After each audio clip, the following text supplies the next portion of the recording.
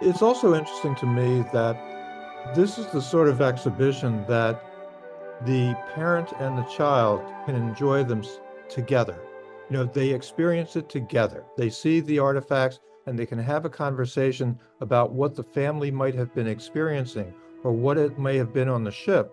And it's not often that a family can do that. I used to be in family entertainment, and if it was a Disney on Ice or the Big Apple Circus, the parent would bring the child wanting to see the reaction of the child. They had seen a circus before, they had seen an ice show before, but they may have never experienced this. So it's that light bulb is going off over both of them at the same time.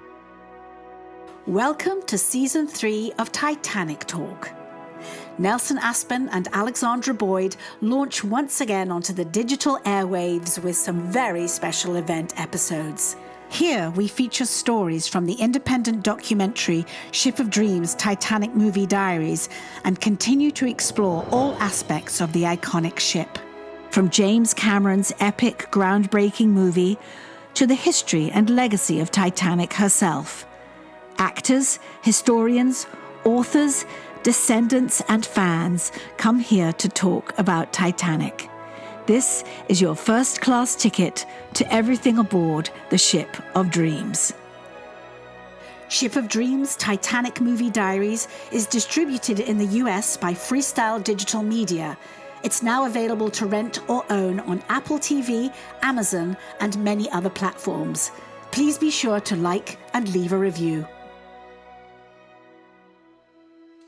Here we go with another episode of Titanic Talk. I'm Nelson Aspen, and my co-host is the lovely Alexandra Boyd, known to a lot of you for her wonderful documentary, Ship of Dreams, Titanic Movie Diaries. And today, as we launch into our next phase of episodes, yes, we are at over 50 now, so that's something to be proud of. We're welcoming a gentleman that I have met virtually, and now we get to meet him through Zoom as well. He is one of the presenting partners of the Titanic Exhibition. His group, the Gold Group, is the presenting partner. The sponsorship by RMS Titanic Inc. You know they have premier artifacts from the wreck of the Titanic. Mr. Joseph Gold, welcome to Titanic Talk.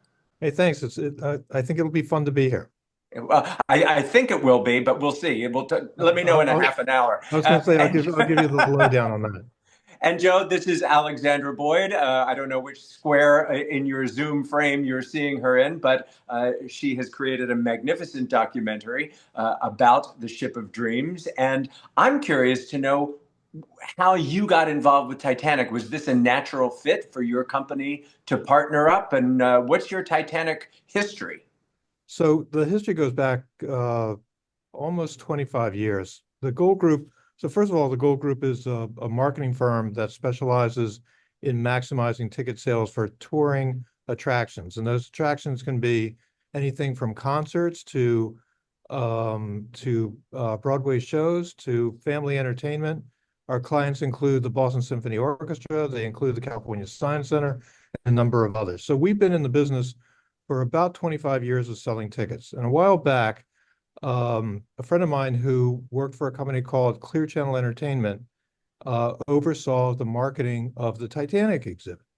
And he said to me, he asked me if I could help him market the show. And I said, well, we've never worked in a museum before. And he said, it's really simple. He said, it's the same thing we've been doing. He said, it's just a little bit more sophisticated. And I'm not wearing it now, but he said, you wear a bow tie, everyone will think you're smart, so you'll get by. So we handled, I think it was 2003. And obviously my math isn't that great if I said it's 25 years.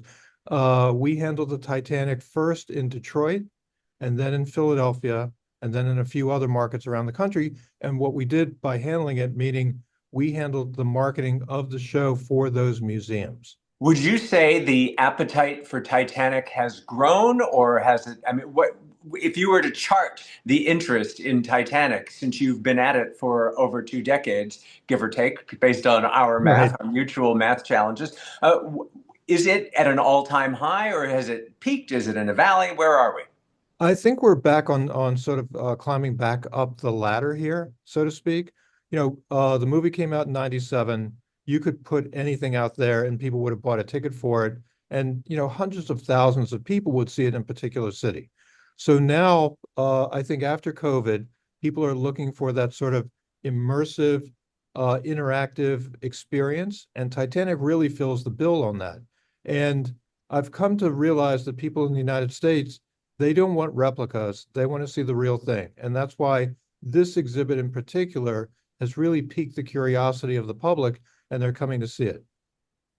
Alexandra, you had some interesting statistics we were looking at before we met Joe, just about the demand for Titanic content around the world. I mean, you're in Boston, Joe, and the exhibition we're talking about right now specifically is in Boston, having come from other cities. Alexandra, you have been to a Titanic exhibition, have you not? Yes, Yes. Seattle. It's about to close, but it's been here, I would guess, for at least 4 or 5 months.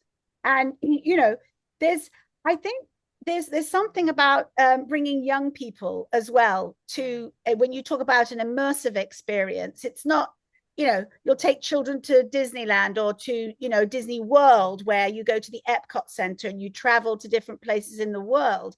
And I think, given the popularity and the intensely deep interest that some people have in Titanic, rather than just seeing a movie or just even watching a documentary, to walk around an exhibit and look at artifacts that were touched by the people in history that we're talking about. I always get that feeling, for instance, when I go, because I go all the time to the Tower of London and see, the crown jewels. But Right. when you do go, you look at these and they almost aren't real. This crown has sat on this number of kings and queens of England since 500 or 600 years ago.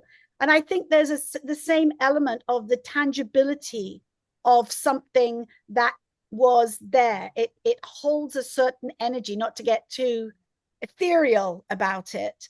But I think you're absolutely right. And that's why I think our statistics, when we were putting a proposal together, is, last year there were 41 exhibitions of Titanics around the world, which is extraordinary on one ship. It's also interesting to me that this is the sort of exhibition that the parent and the child can enjoy them together. They experience it together. They see the artifacts and they can have a conversation about what the family might have been experiencing or what it may have been on the ship. And it's not often that a family can do that. I used to be in family entertainment, and if it was a Disney on Ice or the Big Apple Circus, the parent would bring the child, wanting to see the reaction of the child. They had seen a circus before, they had seen an ice show before, but they may have never experienced this. So they're all, it's that light bulb is going off over both of them at the same time. This is something Alexandra and I talk about often. The fact that Titanic, of course, an unmitigated disaster, sad, somber event, but it captivates people in a way from a young age. Most Titanic enthusiasts are gripped by her story from an early age, myself included. Why do you suppose that is, as opposed to other terrible disasters? There's something about Titanic. And what do you see when you see the family of patrons coming into the exhibition? Well, there's no question that the movie that came out in '97 really fueled it. But again, here's something that sat on the bottom of the ocean for what, 84 years? No one knew where it was. They made that discovery. They started bringing up artifacts that were recovered from the debris field. Nothing is taken off the ship. So they bring them up. You can see we have one display that has, elements from the ship itself, and there's a toilet, and it's from the third class. And people are talking about the fact that people who were in the third class cabins may never have even seen a toilet before. So there's a conversation about toilets that goes on, let alone the recreation of the grand staircase or the model of the ship or the ballards that sat on the deck of the Titanic that weigh 3,000 pounds. So there's the conversation of the ship itself, then also what it took to put the exhibit together. So it's really a fascinating look at the family experience.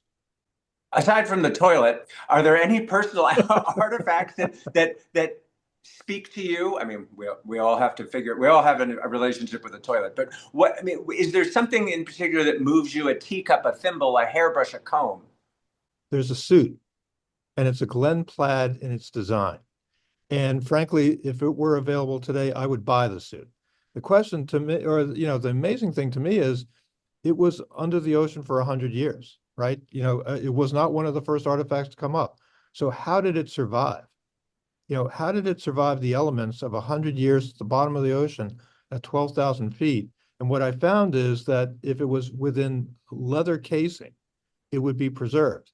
Metal that was brought up, or the dishes. We have one display of au gratin dishes that there's a photograph of it at the wreck site. And then they've displayed it in the sand right at the exhibition. So people are enamored by this. The other is that, you can tell people that the water temperature was 28 degrees, but we have a sheet of ice that you can put your hand against and feel how cold it was. And, how did somebody survive any time in that water, let alone, you're gonna succumb to hypothermia in a matter of minutes. So just imagining what the passengers had to go through.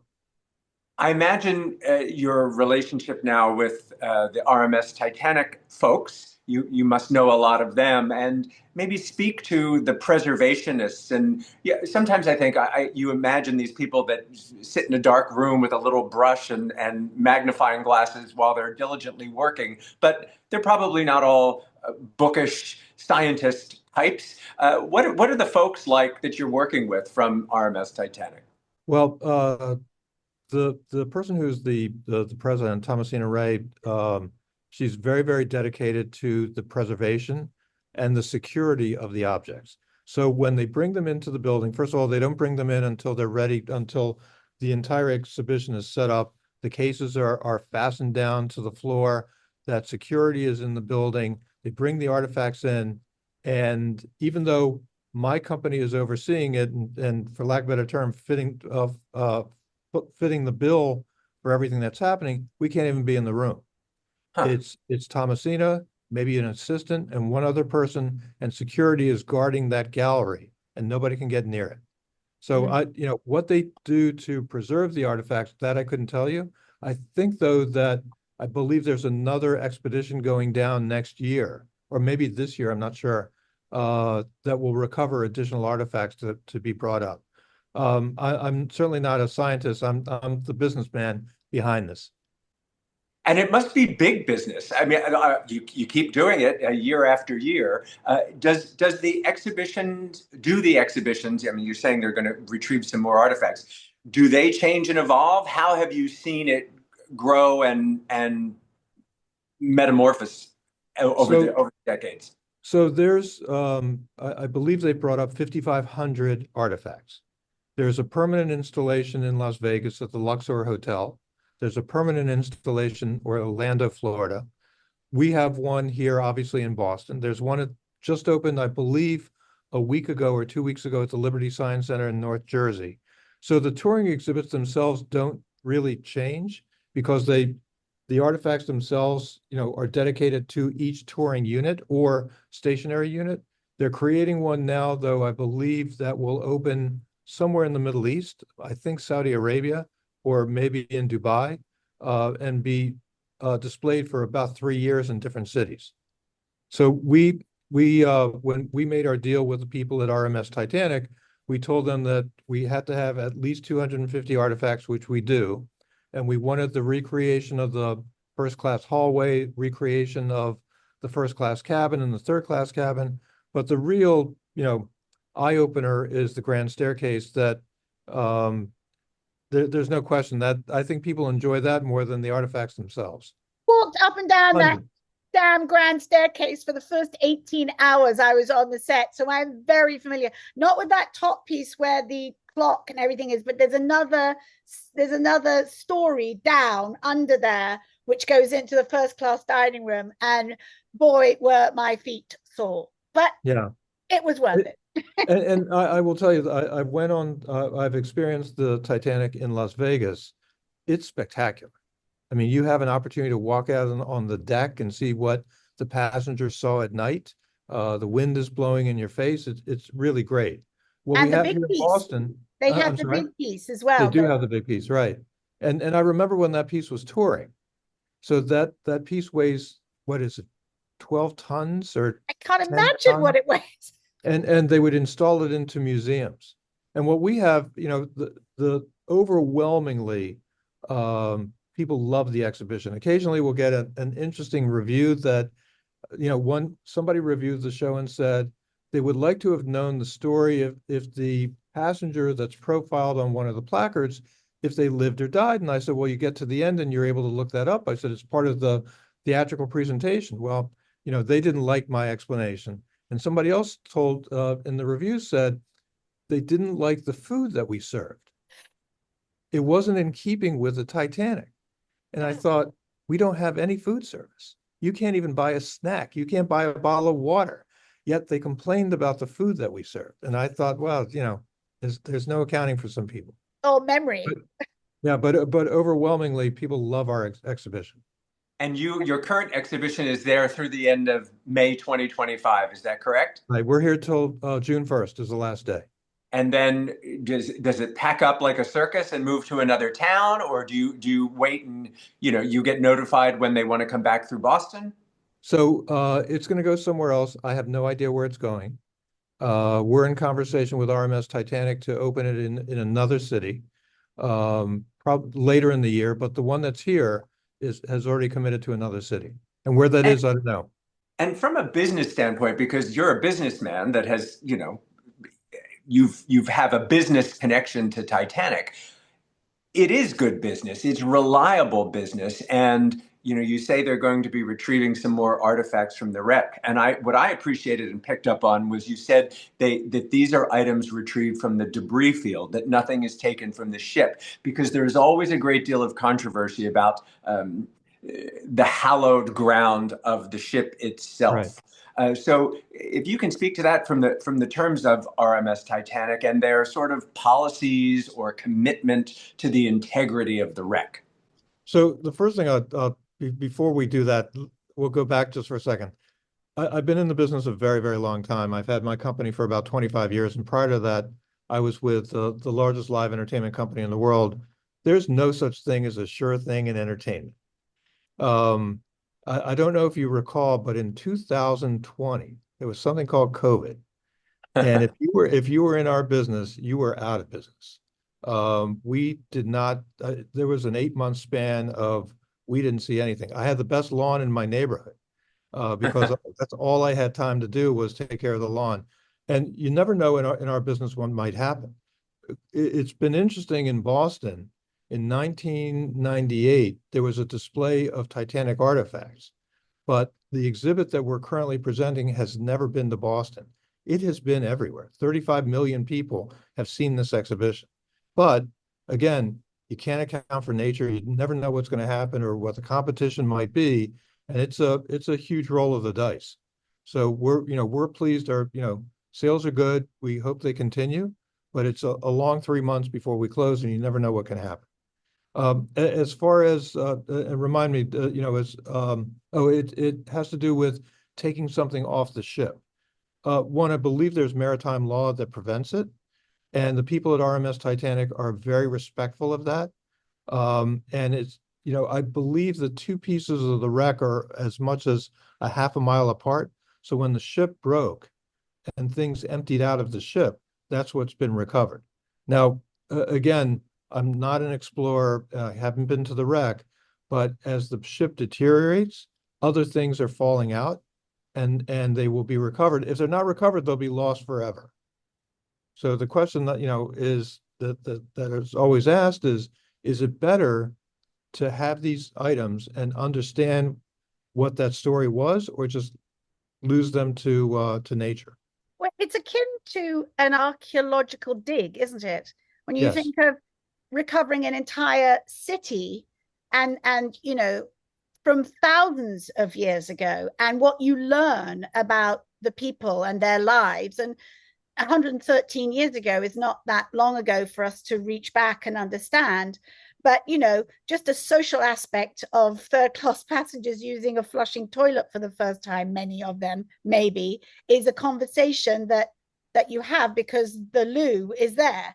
And I'm in two minds. I wouldn't campaign one way or the other, I don't think, but I think you make a very good case for the fact that it's history and tangible things that we can learn about people's lives. I know one of the big takeaway I got from the Seattle exhibition was that we know the big names, the rich names, the John Jacob Astors, the Guggenheims, the people who perished, and the people who are portrayed in James Cameron's Titanic or in many documentaries.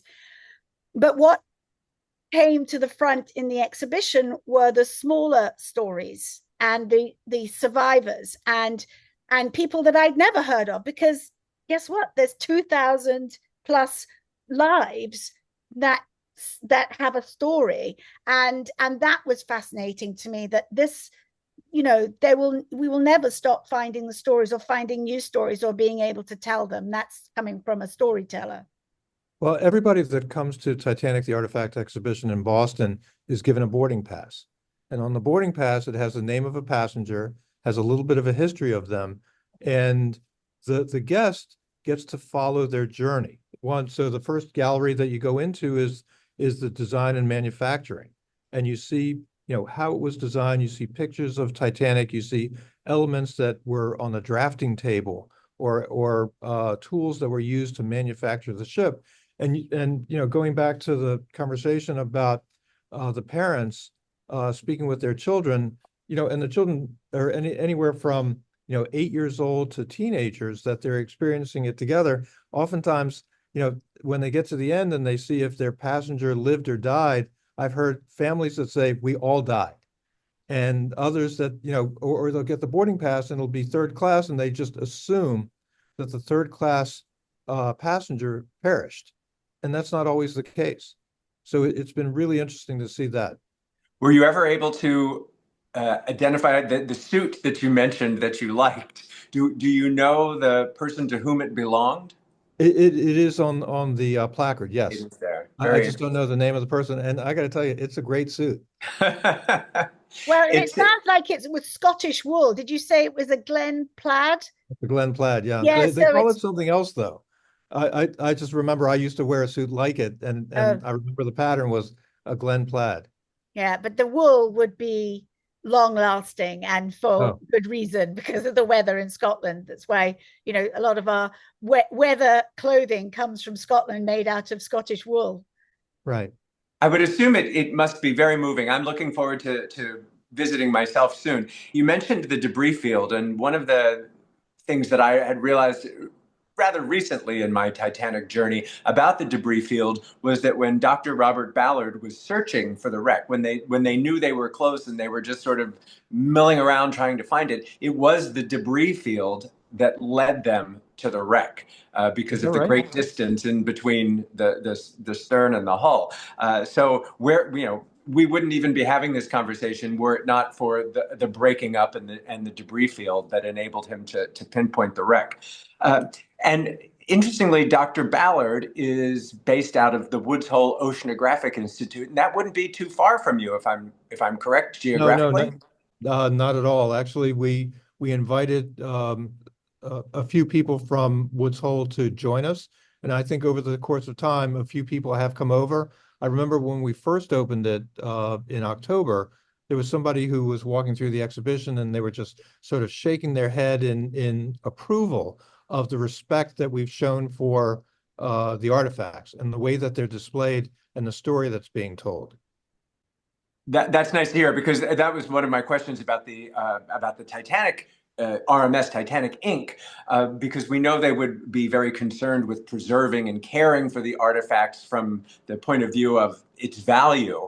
But those of us who are besotted with all things Titanic also care about preservation out of respect for the people that were lost. So that's lovely to hear. And I know Dr. Ballard has talked about how, well, now, with the jeopardy that's involved with visiting the wreck, that we have enough information now to make a virtual visit possible, as opposed to risking your life going down in some sort of submersible Take situation. virtual. I'll Yeah. take virtual. Yeah, I don't. Joe, would you go if you had the chance? Would you dive No. down? Now, I can tell you right now, no, because in my business, I travel a lot, and I probably have 5 million air miles of traveling around the world and a number of shows that we've done. I have a terrible fear of flying, Okay. and every flight I medicate. So to be in that cylinder, to go down 12,000 feet, and it takes 2 hours. And I have friends who have done it, and they said it's pitch black, and no sound, and no thank you. Not Well, for me. that's why we have the exhibition, right? And Right. I was reading some of the statistics. It's a 15,000 square foot exhibition. So, I guess you could spend an hour or you could spend a day wandering around and examining everything. Do you get a lot of repeat business, school trips? I'm going to want to also, in addition to enjoying what I see in the exhibit, sort of people watch and examine sociologically who's coming and going. We've probably had 7,500 school kids come through already.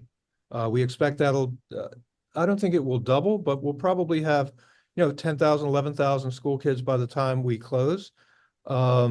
It's really been fascinating to see it.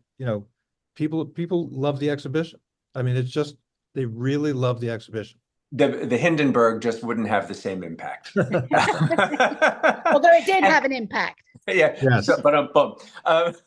And Boston being a nautical town, I have not spent significant time in Boston, but you must also be a great ambassador for the city. So if we come for a weekend, in addition to the exhibition, what are some must-do activities while we're in Beantown? So once a month, this is tied into Titanic, but once a month, we're doing a partnership with Arthur Murray Dance Studios, and you can take a dance lesson on the Titanic, which sounds a little bit interesting, but the first time I went to watch the people, and we had about 30 people show up, and everybody had two left feet, and within an hour they were doing the waltz on the grand staircase, and I have wow. to, it was fantastic. But if you come to Boston, between the Museum of Fine Arts, the Isabella Stewart Gardner Museum is really a fantastic place to see. The restaurants are plentiful, and they're everywhere. You go to Faneuil Hall. I did a staycation about 2 weekends ago, and I saw parts of Boston, even though I've been here for over 30 years, parts of Boston in the North End that I hadn't set foot in before. So Boston's a great place to visit. I was going to say, I'm sure one of our listeners will correct me if I'm wrong about this, but I seem to recall that the musicians that were on board Titanic, they were not a band that would play for dancing. There was actually no dancing aboard Titanic, and someone will reach out to me and correct me if I'm wrong about that. But I love the idea of it, and I think I read something that while you don't serve food at the exhibition, as you mentioned, but there are theme nights where perhaps you would recreate a meal from Titanic. Yeah, right across the street is a restaurant called Davio's, and Davio's is a Northern Italian steakhouse, but they have a Titanic menu, and we gave them the menus from first, second, and third class, and they've recreated it. We also work with probably 3 or 4 other restaurants in the area, and they put together signature cocktails, or they'll do something from the menu. It's been, the participation in the city of Boston has been fantastic for us. It sounds great. It sounds like something that anybody would love to see, whether or not they have a natural penchant for all things Titanic. I can't wait to see it. Alexandra's already one ahead of me, having seen the one in Seattle. But yes, we would encourage everyone to get to Boston before the end of May to check it out. I'll be coming to do a book signing and look forward to meeting you in person. And what if I get the ticket, the passage, the ticket when I enter the exhibition, and it's Milton Long? That would be something. Because that was I'm convinced Milton was my role in another world. So we'll see. Joe, we're grateful for your time, and we will check out. The website is titanicboston.us, and we'll also post it in the description here on the podcast. Best of luck to you, and Any last thought of the one thing that will tease us the most to see beside the toilet? The toilet's good. Don't pass it up. Well, you want to visit it at least once. No, I think, where the show is, it's right in the heart of Boston. It's right near public transportation, but there, when you see the detail of what we have, so in one of the displays, there are fragrances that are taken from the bottom of the ocean. There's somebody's eyeglasses. There's, as I mentioned, the suit of clothing. There's dishes and silverware. You see pictures of the gym and the baths that were on Titanic. It's really, it's something to see and something that I think people will remember forever. Man, I cannot wait. And I know it's been extended already. I wouldn't be a bit surprised if the demand is such that you have to do it again. We have a podcast on that perfume as well. The fragrance. Story is of that right? fragrances. Yes. Immortal Perfumes is a Seattle company here run by Jen Seams, and she tells that story of the fragrances. So there's a tie in there if people are perfume heads. Yeah. Fantastic. Well, I really appreciate you having me on. And as I said in the beginning, I thought it'd be fun, and it has been fun. So thank you very much. It's been tremendous. Thank you so much, Joe. You take care. Great. Thank you. If you've enjoyed this podcast, please leave a review. And if you'd like to hear more podcasts like this, hit the subscribe button. For information on where you can see Ship of Dreams, Titanic Movie Diaries, go to shipofdreamsfilm.com. Titanic Talk is a production of Ship of Dreams Film Limited. We've launched a line of Titanic Talk merch. A cap, a mug, a tote, a t-shirt or a hoodie. You'll be sure to find a unique gift for the Titaniac in your life. Look for the link in the notes and on Instagram, or go to bit.ly/Titanic Talk Shop.